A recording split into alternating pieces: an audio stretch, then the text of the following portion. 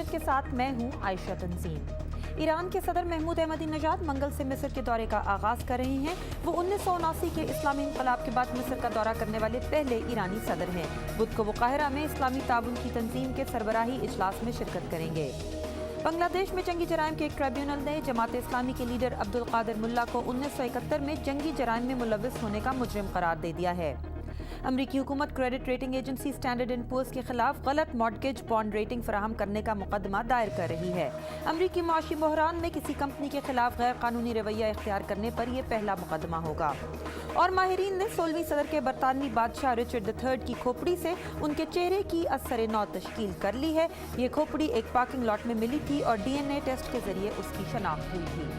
آپ دیکھ رہے تھے VOA نیوز منٹ۔ مزید خبروں کے لیے دیکھیے ہماری ویب سائٹ urduvoa.com۔